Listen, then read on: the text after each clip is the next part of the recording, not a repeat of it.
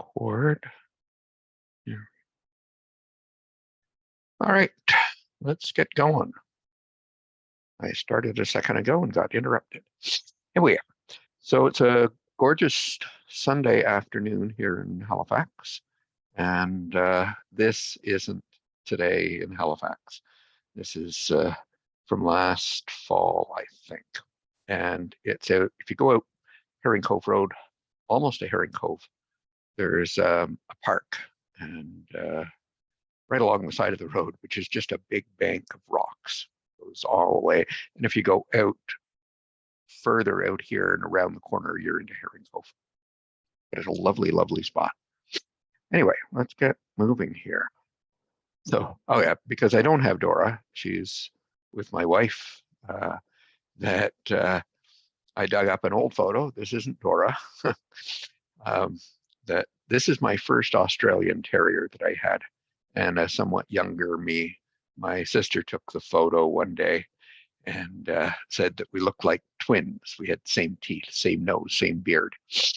And it's sort of like what we just did with Hey Nearest Neighbor, of similarity matching. And so facial recognition is an example of similarity matching, where you're trying to match up things that are similar and find a case that's that way. KNN takes that similarity matching and finds several cases and then tries to make predictions from it. So interesting. That talking of past things, that Friday, I was at a workshop, someone started talking about wicked problems. What's a wicked problem? And they were saying, well, it's problems where there isn't an easy solution. It's complex, that there's so many different variables, so many different factors. You could look at it from multiple perspectives and so on and so forth. And it's like figuring out climate change or how to reduce CO2 emissions or end homelessness, whatever. Those would be wicked problems. But in some respects, the characteristics they were describing describes in some respects us struggling with multiple regression, and that you can load it up with lots and lots of variables, and still each one just adds a little bit more information, makes a somewhat better solution. And it makes me think of recent comments about fixing the healthcare system in Nova Scotia, where there isn't a simple fix. It isn't one thing that's wrong. There's so many different things. And each little piece maybe that you put in there might have a very, very tiny impact. Maybe so small you can't see it. It's like having your R square go from 62% to 62.5%. It's a small amount. It is an improvement, but it's actually very, very difficult to see that it actually improves things. But if you make enough of them, that you're going to build a better model. And you were doing that with your assignment in predicting miles per gallon. Each additional variable added a little tiny, tiny bit. Maybe it's adding something else. And in assignment 4, we're going to be getting into doing that type of thing further. But it's hard. And that is typical of real problems, is that you have to do many, many things to get a solution. And your solution is still not going to be perfect. There's still going to be a lot of room for improvement, and it may be hard to find how can you make it any better? But anyway, what's going on? So if you're watching this on Monday, next week is supposed to be Brain Awareness Week. I'm not sure what that all means, but it's also Monday is National Napping Day, and I think that's the best thing you could do for your brain. Take a break. And given daylight saving time started today, our clocks are all messed up. Probably need a nap tomorrow. As to what's happening this week at St. Mary's, sort of related to last week, there was a thing on career planning. There's another one on Monday afternoon. That also Monday evening, it's the start of Film Festival for African Heritage Month. So if it's a Monday, Tuesday, Wednesday, there are films taking place at Scotiabank Theatre. And on Tuesday, there's a workshop that I don't quite understand what it's all about. It's a series of these to do with learning and healing. And this one's through art. That's a picture of the gazebo behind the Stanfield House, over behind the Sobe building. Anyway, I'm not into art as much as I was when I was much younger, but I must say I did find certain pieces of art. It just had such a calming influence, or they had an emotional impact that I always found interesting. Anyway, so you've got test 4 coming up on Friday. I'll do a couple review chapter questions in a minute.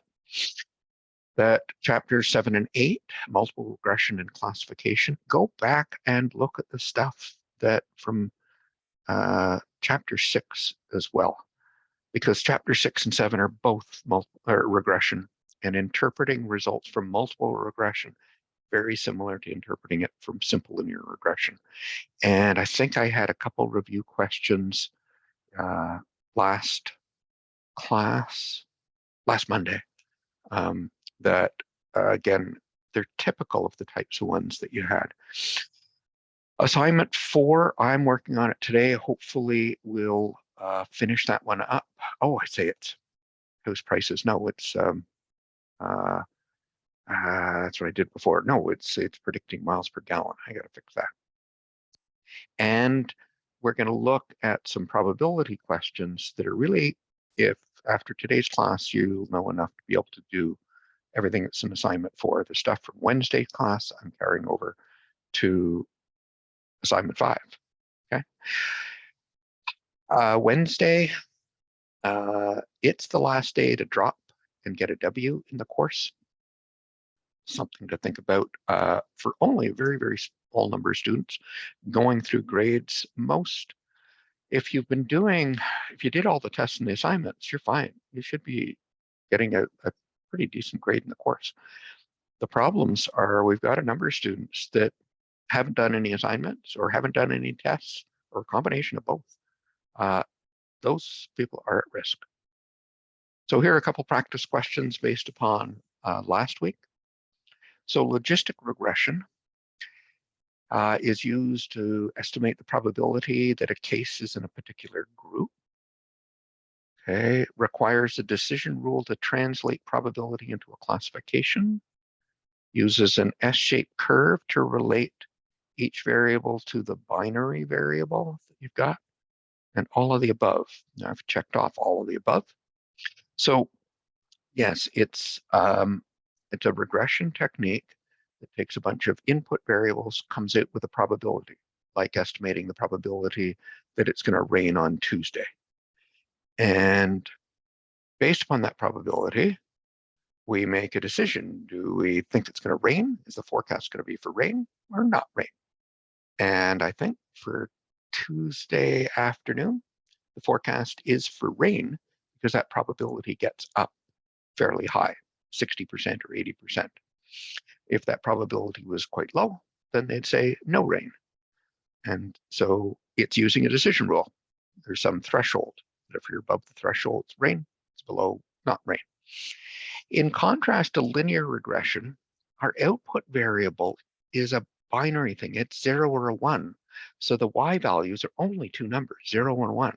There's nothing in between. And we're trying to predict, is it a 0, no rain, or is it a 1? It is going to rain. And a straight line between those has a whole bunch of strange results that happen, that generally with a variable, for the low end of that variable, everything is a 0, say.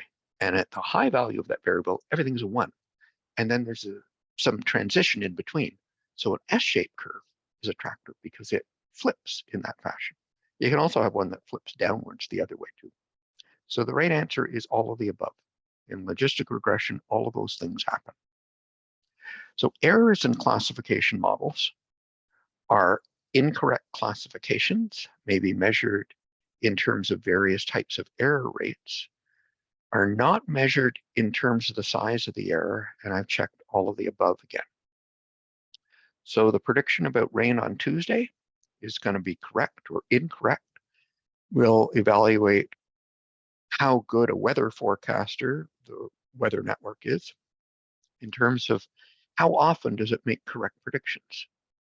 That when it predicts rain, how often is it right? When it predicts it's not going to rain, how often is it right? Overall, between the two, how often is it correct? We can measure rates in different ways. How often it gets rain right, how often it gets no rain correct, how often it gets the combination of the two. Um, that so B is also right. And it either rains or it doesn't rain. That it doesn't sort of partially rain.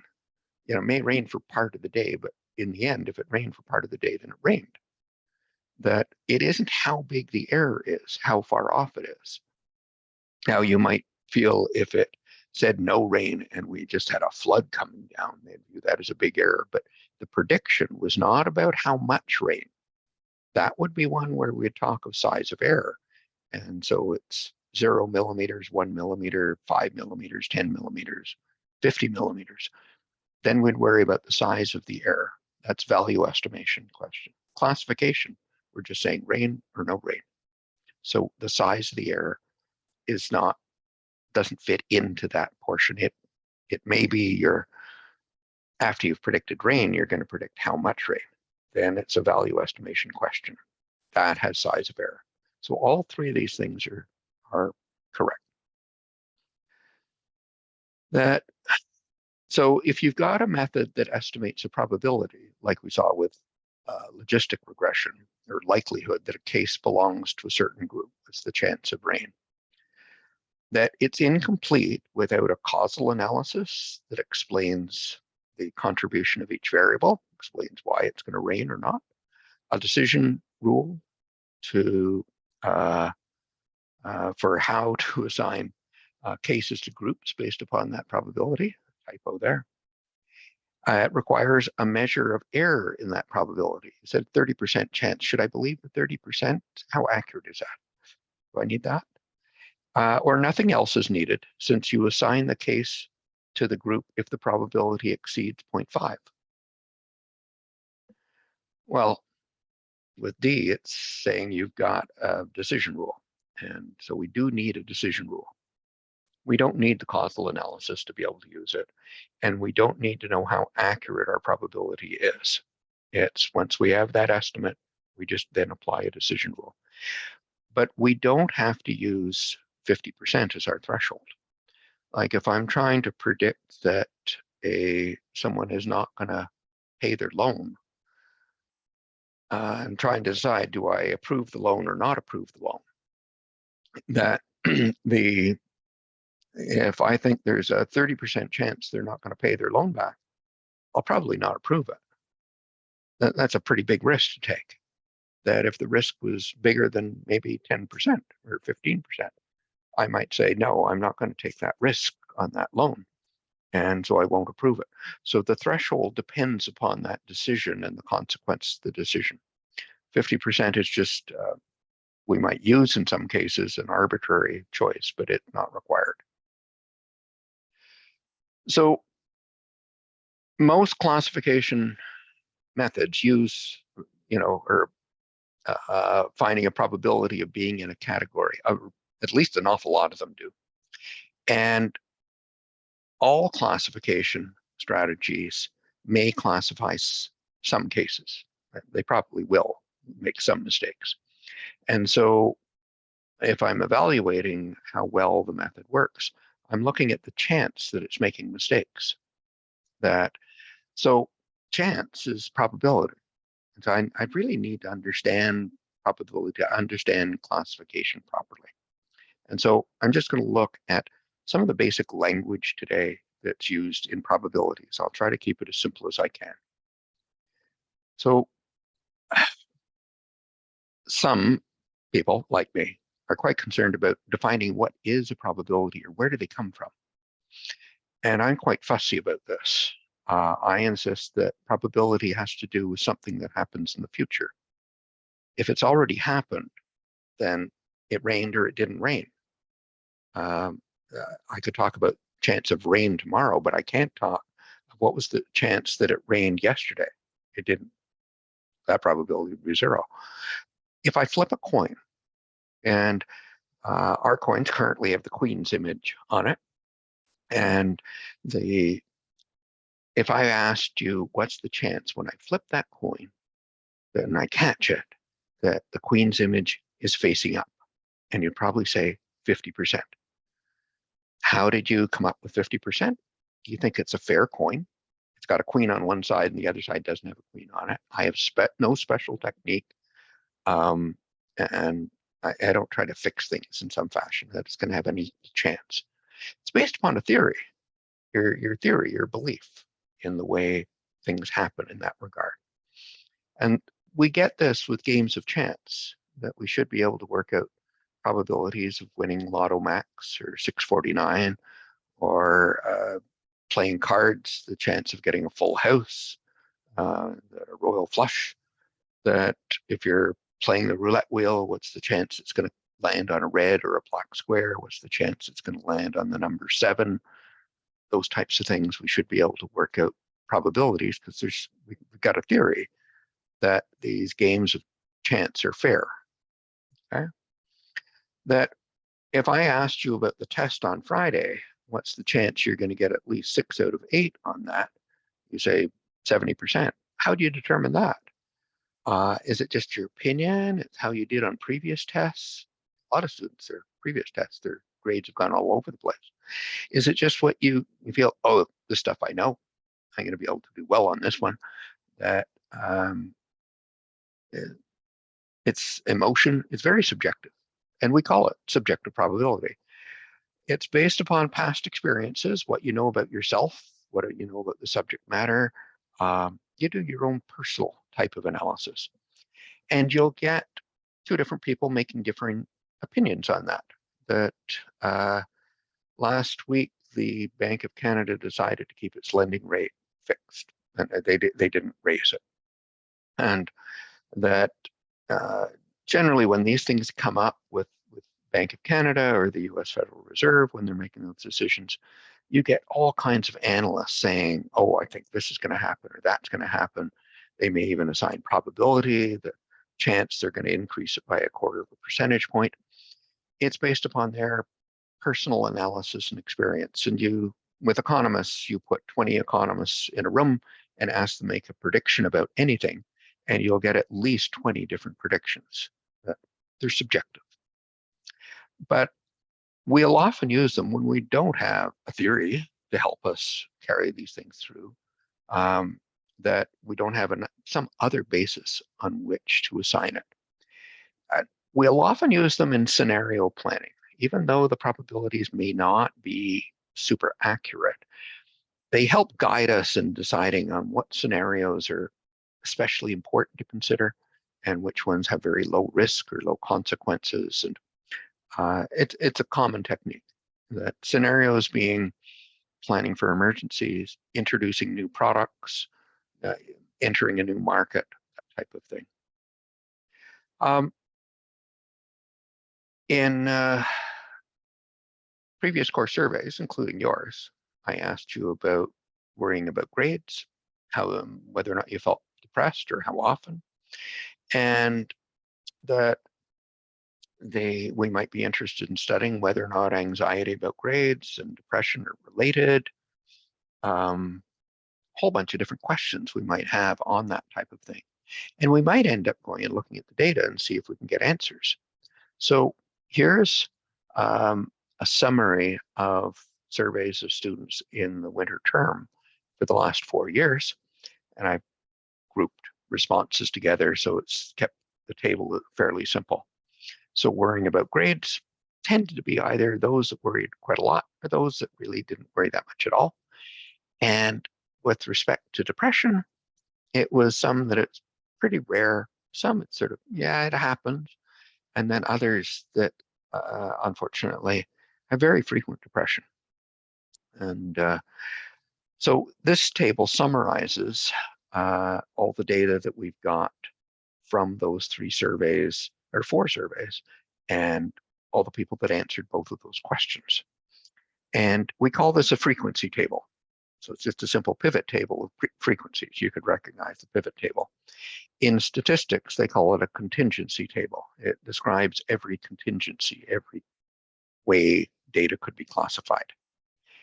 And I might ask, what proportion of students say they're depressed all the time? So what would you say that? They're, um, how often are they depressed all the time, or what proportion of students? And well, we've got 234 out of 1,101 say they were depressed all the time. And that was in the survey I'm viewing as more than once a week. That's really, really frequent. So if I presume that future students are very similar to past ones, we could ask, what's the chance of randomly selecting a 1206 student, say even from our class, uh, and wonder how often is such a student very frequently depressed? Is that 21%? It's not a theoretical one. I have no theory behind this. It's just what we've seen. It's not truly subjective because I've got data to back it up. The only theory I've got here is that the past is a good indicator of the future. We'll generally call it a relative frequency probability because that's what it is, 21 out of 1,101. It's based upon a sample, so it's not exact, it's just an estimate. But this is far and away the most common type of probability. We're not going to worry about standard errors, okay? That for what we're going to do, let's just assume they're exact so that we can then explore probability part of it, not precision of estimates. But we do always remember that these things are only estimates. And that when I'm going to be speaking of probability, I'm going to be talking about a future student or randomly selecting one from the 1,101 that we've seen in the past, okay? If it was from that 1,101 that answered the survey in the past, then it is exact because I'm referring only to that group. But if I was talking in general, and I'm generalizing all future students, then it will be just an estimate. And it will depend highly, not so much on the sample size, as whether or not future students look similar to past students. That may be a big if.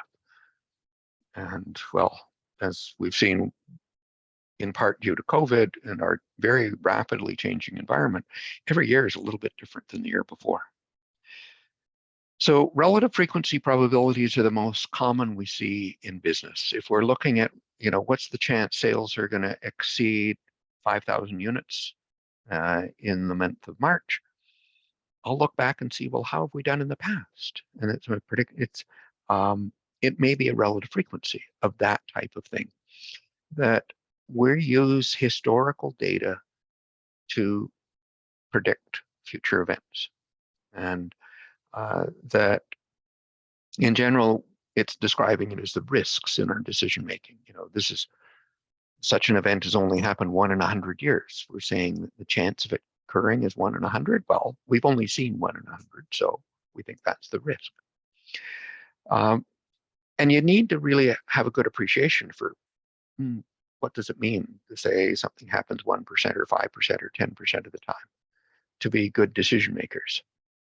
And most of us don't understand risk. We have a very, very vague understanding. So let me get into the jargon that we're using here.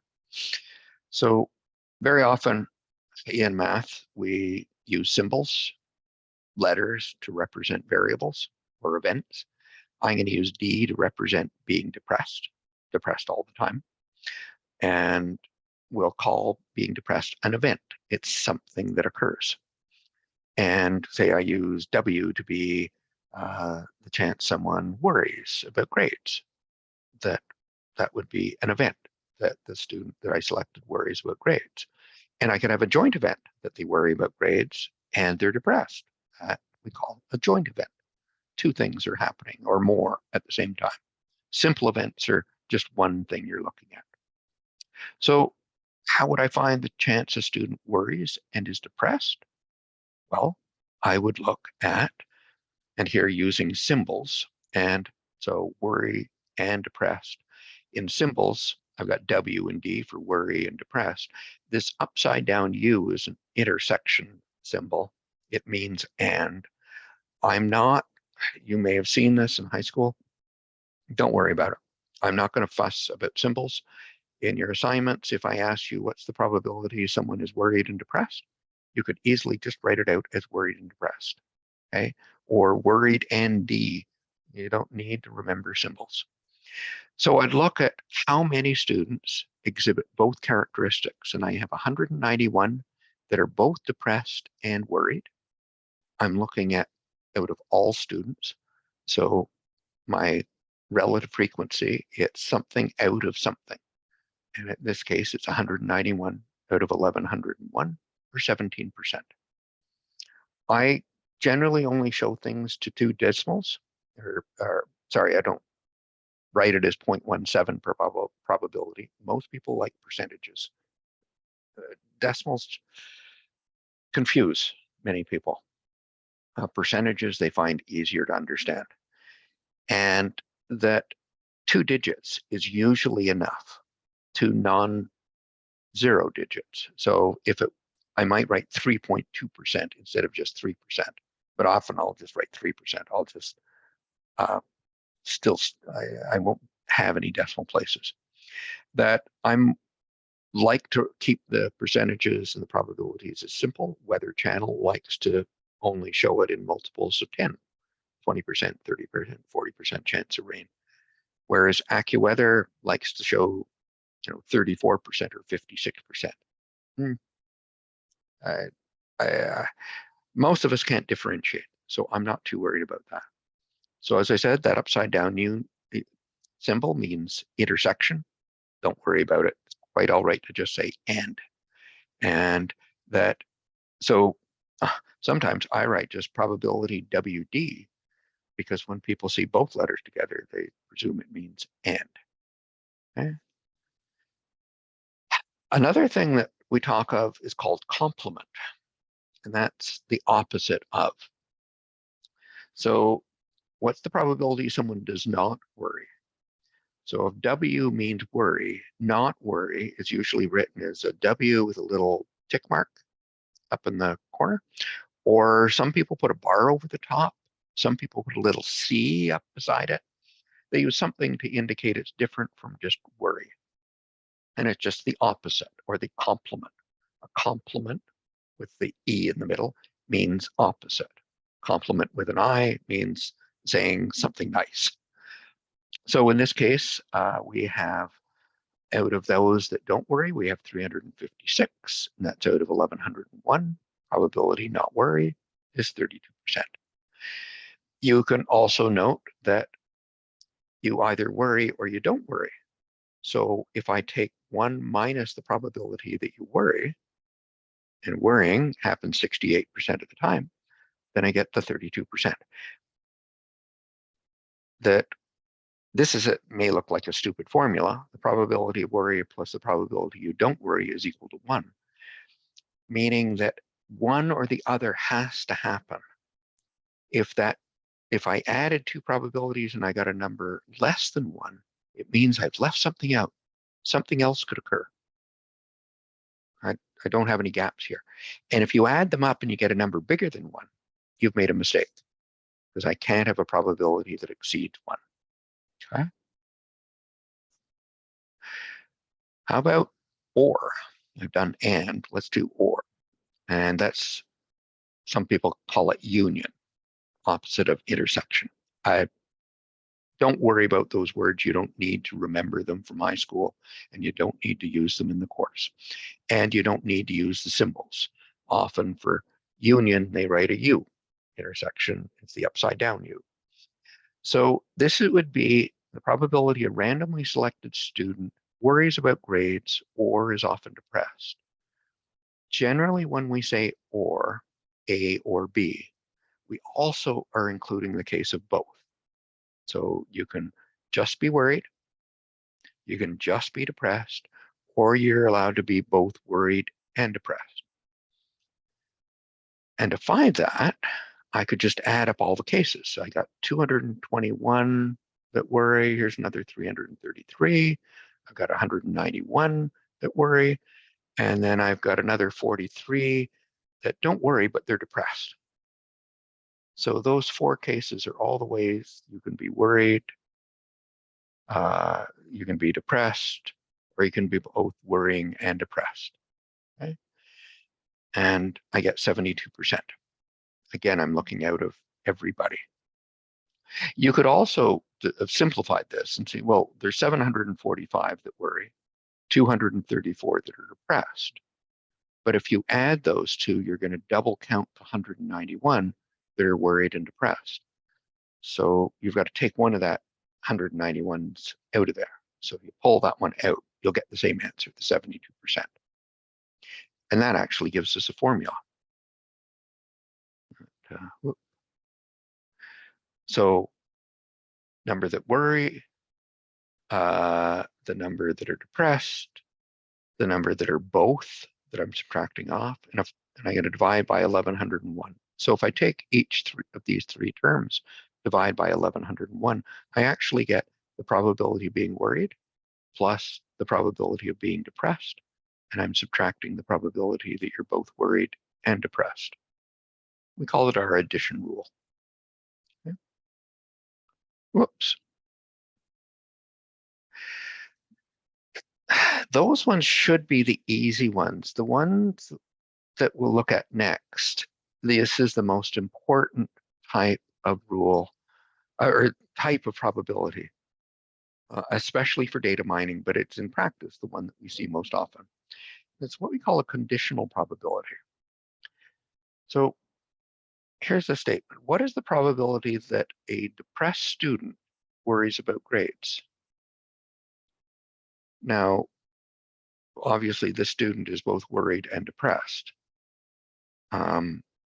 But we know that it's a depressed student. I'm saying among all the depressed students, what proportion worry about grades? So I'm not looking at all students here. I'm only looking at depressed students. So go and look at the column of depressed students. I don't need to look at the people that are rarely or sometimes. Okay? And how many of them worry about their grades? Well, there's 191 that worry about their grades out of the 234 that are depressed.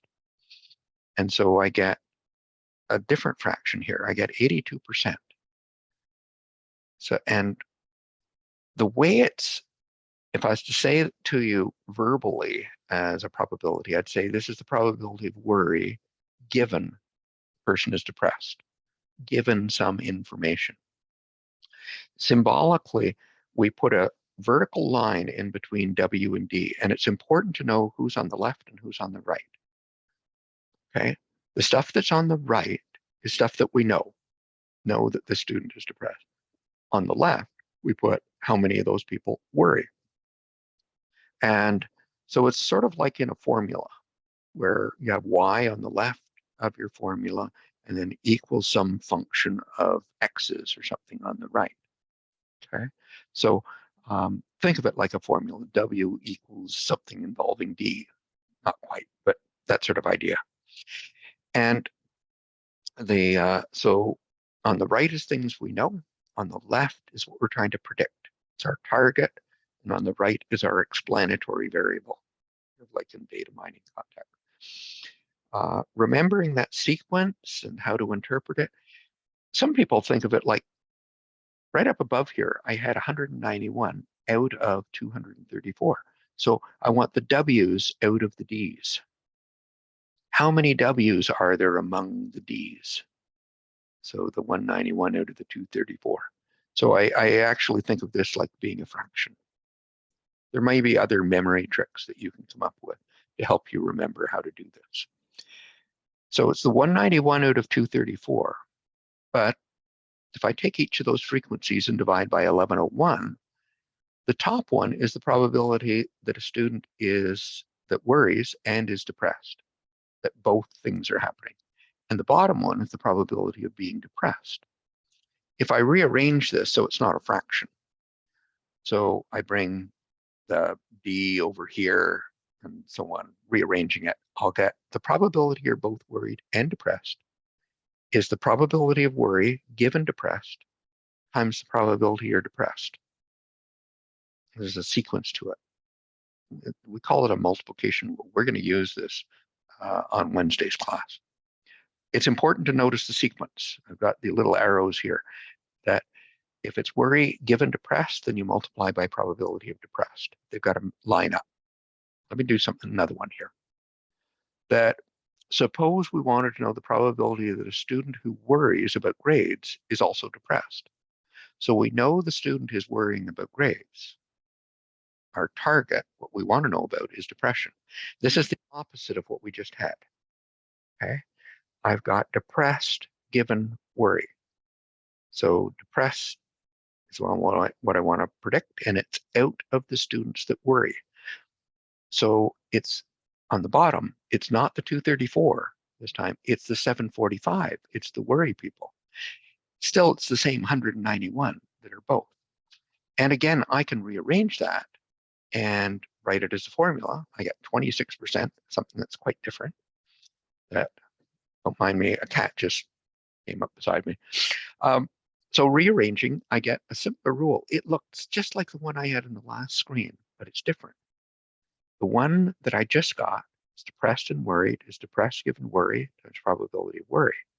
The one I had on the last slide had the opposite sequence. It was worry given depressed times probability of depressed. So I get the two ways I can get the same thing. Okay, it's just a matter of which way I want to sequence it. And this is generally known as the multiplication rule. It sort of comes from being depressed and worried is the same as being worried and depressed. Okay, I don't know if that makes sense. So there are some special cases. This one is quite important. In the case of conditional probabilities, that suppose there was no relationship, okay? The chance of someone being depressed is the same, whether they worry about grades or they don't worry about their grades. Knowing that they worry about their grades doesn't tell you anything. It's not new information, that they're totally unrelated to each other. In that case, we use the term independent to describe them, that they're not related in any fashion to each other. Not saying that one causes the other or anything like that. They're unrelated. You can be depressed, that worried, both, and the likelihood. This is the important thing. It's the probability or the chance that you're depressed is not affected by whether or not you worry. That knowing about worry tells you no information. That if I was looking at estimating what's the probability that there's going to be rain on Tuesday, and I'm wearing a blue shirt today, knowing that I wore a blue shirt should not tell me anything about the probability of rain on Tuesday. They're totally unrelated. They're not connected in any fashion to one another.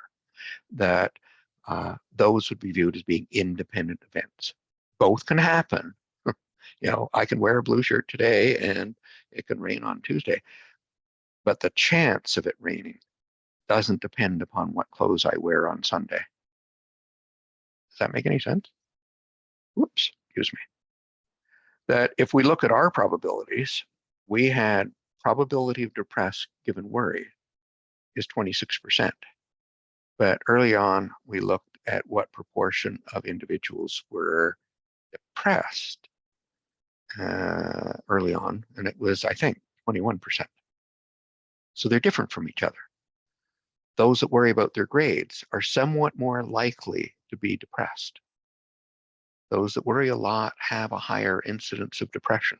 So there's some connection between the two. I don't know what the connection is, just the numbers seem to suggest there's a connection. So we would say they're not independent. We don't say they're dependent. Depression doesn't depend upon worrying about grades any more than worrying about grades does not depend upon depression. Or at least I don't know that. I'm just saying this is a pattern in my data. I'm not talking about causation. And so there may be a correlation where we don't have a basis for saying causation. So we try to avoid using the word dependent. We say not independent, which for some of you may be frustrating because independent means not dependent. So I'm saying In this case, worry and depressed are not dependent, which means that they're connected somehow. Double negative, something we were told we weren't supposed to use. Now, another piece of jargon that comes up is called mutually exclusive. And maybe it's because special cases are all described at the end of the introduction of jargon. Many students confuse the two. They're completely different things. Mutually exclusive events are ones that both, if one occurs, then the other one can't.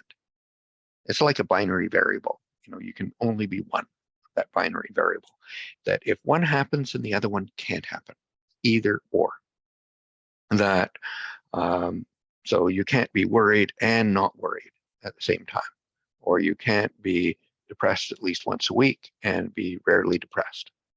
Those are mutually exclusive. You can't be both at the same time. Why do we care? When I'm coming up with categories, I'd like my categories to be mutually exclusive. If I'm building a table, I want everybody to fit into one row only and one column only. So when I was building my table, I wanted my rows to be mutually exclusive, my columns to be mutually exclusive. And frequently that's the case. We can do that type of thing. But sometimes we do run into confusion. If I was trying to categorize students in terms of their major, are you an accounting major, a finance major, a marketing major, an information systems major, and so on? Unfortunately, those aren't mutually exclusive categories because students are allowed to have two majors. So you could be an accounting major and be a finance major. So you could fit into the accounting row and the finance row. That makes data analysis really hard to do. And so years ago, we used to try to classify it in terms of a student's first major and second. But how do you label first and second? That's sort of an arbitrary choice. So again, start running into problems. Ideally, when we're studying categories, like categorical variables, nominal or ordinal variables, that sort of thing, we want the different labels that we got, the different categories, to be mutually exclusive of one another. So this doesn't have to do with the issue of independence. In fact, if you are told that A and B are mutually exclusive events, then they're also not independent. Because if you know A happened, then you know B couldn't happen. And if you know B happened, then you know A couldn't happen. So knowing about one tells you about the other. So the mutually exclusive events are not independent of it. Anyway, now I can go and summarize things. If we're playing, like I had a pivot table earlier, that frequency table, I could go and change it into other types of tables, just like show values as in a pivot table. So if you divide through by the total number values, the 1101 percentage of grand total, you would end up getting what we call a probability table. So, and they're sometimes nice to have. I like to put them as percentages and not decimals. So in the bottom right corner, instead of it being 1,101, it's now going to be 100%. And I got 32% didn't worry very often, and 68% worried a lot. Worrying all the time, 21% did that, 42% at least monthly, 37% not often very at all. And then we had ones in the middle, like the 17% worried all the time, or yeah, worried a lot and were depressed all the time. So they fit both of those things. So the ones here, they add up to 68, and the next row adds up to 32. First column adds to 37, 42, 20. And probability tables are sort of nice as percentages anyway, because sometimes numbers like you see 234, is that a big number? Well, out of 1101. So that's about 21%. To scale numbers, so that trying to decide are they big or small, percentages we know always add up to 100. So this is like having a frequency table of 100 cases. And I got 68 in the worry a lot group and 32 in the not worry group. I've got 21 in the depressed all the time group and 42 in the at least monthly and the 37 in the not very often group. So it's sort of useful. But actually, um, I like it as a simple summary of my frequencies to scale them this way as relative frequencies, as probabilities. But often with my analysis, my questions are different. They're like what we had when we did pivot tables. Whoops. Um, Here's one where I'm looking at percentage of column total. Okay. So out of those that worry all the time, how many worry a lot? 82%. And 18% don't worry very much at all. If I'm looking at those that are rarely depressed, 54% of them still worry a lot, but 46% of them don't worry. So worrying is more common among the depressed students than it is among those that are not depressed. So I can look at patterns there. There I'm looking at columns and comparing my columns. Here are the groups that I'm comparing. That if I did it as a percentage of row total, I'm comparing the rows to each other. So I'm looking at those that worry a lot. How many of them are depressed? 26% are depressed all the time, quite a few. But of those that don't worry at all, only 12% of them are depressed. So depression is less common among those that don't do much worrying. So there seems to be some connection between those two variables. And similarly, not being depressed, that's more common among those that don't worry. So we're looking at patterns between variables. When we do that, we're almost always looking at percentage of row total or percentage of column total. Always tricky though in interpreting which way are you looking at it? That who are you comparing? And people make a lot of mistakes in looking at that and and the trying to understand what's it telling me if you were trying to explain it to somebody else. And we're going to see it happens more often than we'd like. So let's just run through the jargon one more time. Probability is chance of a future event occurring. Things that have already happened, no probability anymore. They either happened or didn't. Probabilities can be theoretical, like in gambling, subjective, panel of experts, or relative frequencies. So we've got hard data about how often this has happened in the past. A joint event is when two or more events occur together, A and B. And that if you've got A or B happening, then that could be just A, could be just B, or it could be both of them. It's not what they'd call an exclusive or only A or only B. Generally, when you say A or B, you're including also the case of both of them happening. Complement means the opposite, not. A conditional probability is when you have information about one event or one variable, and you're trying to predict another event or another variable. So you've got information about worry, and you're trying to predict depression, something like that. They're independent if knowing about one tells you nothing about the other. So that probability stays the same whether you know that B has happened or you don't know what's happened. Okay? B gives you no information. It's sort of like saying there's no correlation between A and B. Okay? That's what independent means, like no correlation. Mutually exclusive, it's when both things can't happen at the same time. One happens or the other one happens. We've got formulas out of these. Out of the complement rule, we get here's what complements are. It's probability of A plus probability not A has to add up to 1. That we get an addition rule. Probability of A or B is a chance of A plus the chance of B, but then we subtract the chance of both. because we're double counting within probability of A and probability of B.